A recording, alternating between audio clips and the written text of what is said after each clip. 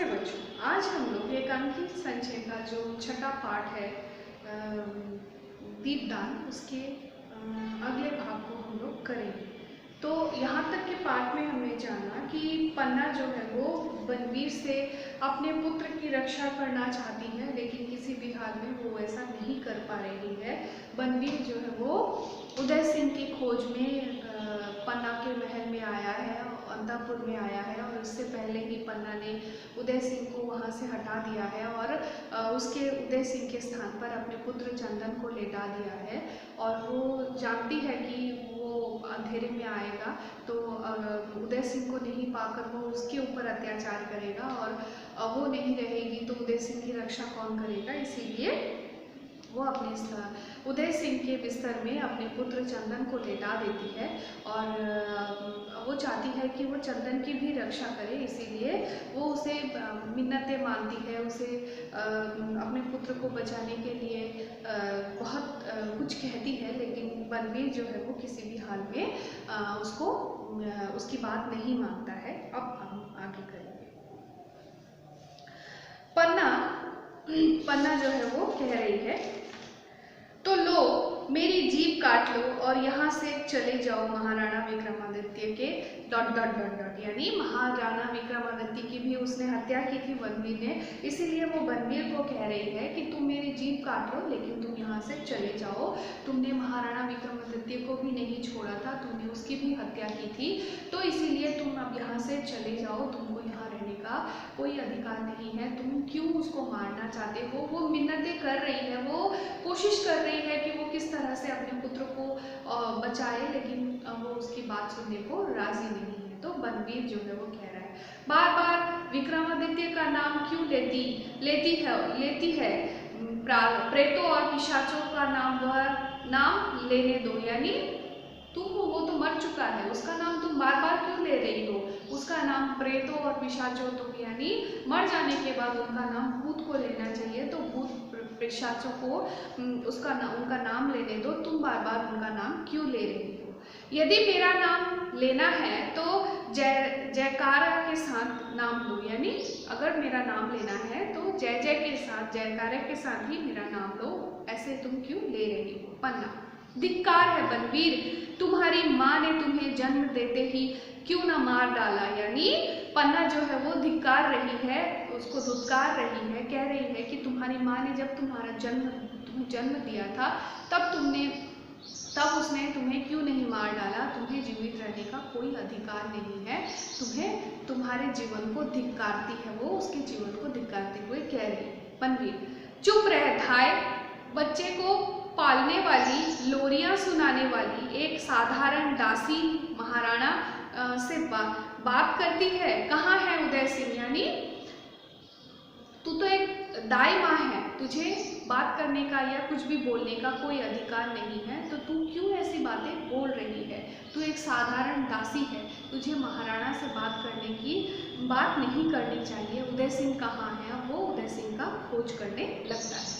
तो पन्ना कहती है, तू उदय सिंह को छू भी नहीं सकता। नीच नारकीय महाराणा विक्रमादित्य की हत्या के बाद तू उदय सिंह को देख भी नहीं सकता। यानी अब वो धुतकार रही है पन्ना, और बनवीर को कह रही है कि तूने उदय सिंह की हत्या की है, अब तूने महाराणा विक्रमादित्य की हत्या की है, अब तू उदय सिंह को छू भी नहीं सकता है। तेरी इतनी हिम्मत कि तू उसको देखे भी, तुझे उसे देखने का भी अधिकार नहीं है। तू इतना गंदा है, इतना नीच, इतना पापी है। तो बनवीर कहता है, मैं नहीं देखूंगा, मेरी तलवार देखेगी। यानी मैं उसको नहीं देखना चाहता हूँ, मुझे उसे देखकर कोई फायदा नहीं है, मुझे केवल अपनी तलवार को उसे दिखाना है। यानी मेरी तलवार ही उदय सिंह को देखेगा, यानी मेरी तलवार उसे मारकर अपनी रक्त पिपासा को तृप्त करेगा। यानी मेरा खून जो है वो उदय सिंह के खून का प्यासा है, और मेरी तलवार उसे मारकर उस खून के प्यास को वो बुझा लेगा। विक्रम के रक्त से सनी हुई तलवार अब उदय सिंह के रक्त से धोई जाएगी। यानी विक्रम यहाँ पर विक्रमादित्य के बारे में कह रहे हैं कि महाराणा विक्रमादित्य के से रक्त को मारकर उसके खून से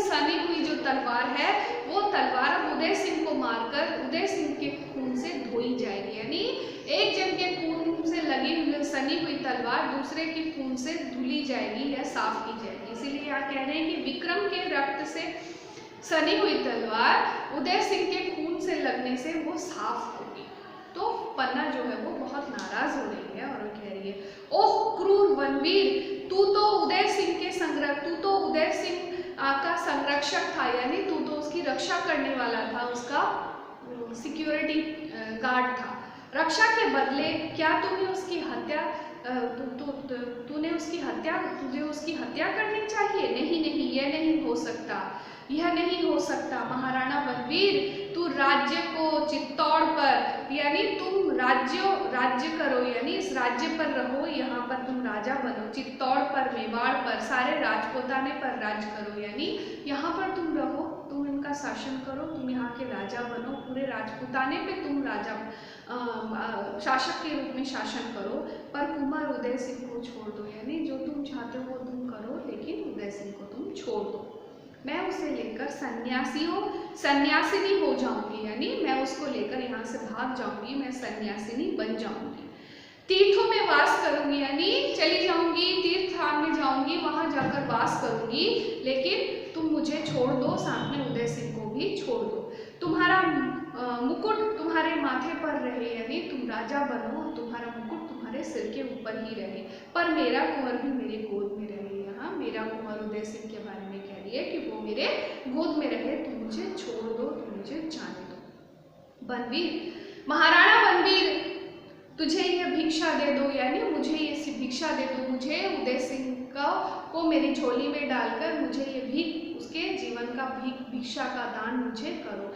पन्ना जो है वो उदय सिंह को बचाने के लिए बनवीर से भिक्षा भी मांगती है। तो बनवीर जो है वो कह रहा है, दूर हट दासी, यह नाटक बहुत देख चुका, उदय सिंह की हत्या ही तो मेरे राज सिंहासन की सीढ़ी है, यानी दूर हट जा, मुझे उसे मारने दे, जब तक मैं उसे नहीं मारूंगा तब तक मैं सीढ़ी के रूप में उसके ऊपर पांव रखकर राज सिंहासन पर नहीं बैठ सकूंगा। जब तक वो जीवित है तब तक सिंहासन मेरा नहीं, तू मेरे सामने से हट जाए, यानी जब तक वो जिंदा है तब तक मैं किसी भी हाल में राजा नहीं बन सकता हूँ, वो मेरे रास्ते में बाधा है, इसीलिए तू सामने से हट जा, उसको मारकर ही मैं राजा बन सकता हूँ, वो मेरे राजा बनने के मार्ग में बाधा है। पन्ना, मैं नहीं हटूंगी, अपने कुंवर की शैया से दूर नहीं हटूंगी, यानी वो चाह रही है कि वो अपने बेटे को चंदन को बचा ले, इसीलिए कह रही है कि मैं यहाँ से नहीं हटूंगी, तू हट जा, मुझे उसको बचाने दे। तो बनवीर जो है वो कह रहा है, उदय सिंह को सुला दिया है जिससे उसे मरने का कष्ट ना हो, यानी तूने उसको सुला दिया है, जब मैं उसको मारूं उसको कष्ट ना हो, उसका मुख भी ढक दिया है, उसे उसके मुंह को भी ढक दिया है। वाह री धाई माँ, बालक के मरने पर भी ममता का ध्यान रखती है, यानी बालक मरने वाला है फिर भी तू उसका ध्यान रख रही है। तीव्रता से शैया से दूर हटा पन्ना, यानी वो उसको पन्ना को कह रहा है दूर हट जा, मैं उसे चिरनिद्रा में सुला देता हूँ, चिरनिद्रा में सुला देता हूँ मतलब हमेशा हमेशा के लिए उसे सुला देता हूँ, उसे मैं मार देता हूँ। पन्ना साहस से, नहीं ऐसा नहीं होगा, क्रूर नराधम नारकी, ले मेरी कटार का प्रहार ले, और वो अपनी कटार निकालकर उसे उसके ऊपर प्रहार करती है, यानी उसके ऊपर आक्रमण करती है। उसकी चोट बनवीर को ढाल पर सुनाई देता है। बनवीर अपने हाथ में ढाल लेकर आया था और उसकी ढाल की आवाज उसे सुनाई देता है। बनवीर क्रूर अट्टहास करता है, हा हा हा, दासी शत्रानी, कर लिया कटार का वार, यानी तूने कर लिया, मेरे ऊपर वार कर लिया। वह कटार, यह कटार मेरे हाथ में, यानी उसके हाथ में जो कटार थी वो कटार अब बनवीर के हाथ में है। अब किससे वार करेगी? अब तुझे ही समाप्त कर दूंगा, लेकिन स्त्री पर हाथ नहीं उठाऊंगा। मैं तुझे मार सकता हूँ लेकिन एक स्त्री पर मैं हाथ नहीं उठाता, इसीलिए मैं तुझे नहीं मारूंगा। पन्ना, अबोध सोते हुए बालक पर हाथ उठाते हुए तेरा हृदय तुझसे नहीं धिक्कार पाता। पापी, यानी एक बच्चा अबोध बालक सो रहा है, तू उसके ऊपर प्रहार कर रहा है, तेरा हृदय तुझे इस बात के लिए रोक नहीं रहा है। बनवीर शैया के समीप आकर, यही है मेरे मार्ग का कंटक, यानी ये मेरे मार्ग का कांटा है। आज मेरे नगर में स्त्रियों ने दीप दान किया है, मैं भी यमराज को इस दीप का दान करूंगा। यानी मेरे नगर में औरतों ने दीप का दान किया है और मैं यमराज को, उदय सिंह को मारकर दीप का दान करूंगा। यमराज लो इस दीपक को, यह मेरा दीप दान है। यानी वो उसको मारता है और कहता है कि ये मेरा दीप दान ले लो। उदय के धोखे में चंदन पर जोर से तलवार का प्रहार करता है। पन्ना जोर से चीख कर मूर्छित हो जाती है और पन्ना उसको देखती है कि उसके बेटे को मार दिया गया है, वो बेहोश हो जाती है। कमरे में मंद लौ ले दीपक जलता रह जाता है और कमरे में वो जो स्टेज सजा हुआ है वहाँ पर बहुत ही धीमे दीपक जलाया हुआ है और उसकी रोशनी बहुत धीमी धीमी होती जा रही है। तो पाठ यहीं पर खत्म होता है और ये पाठ हमें देश के लिए मर मिटने की चीज़ के बारे में बताता है और पन्ना ने कितना बड़ा बलिदान किया उसके बारे में भी बताता है। तो अपना ध्यान रखना, ध्यान से रहना। धन्यवाद।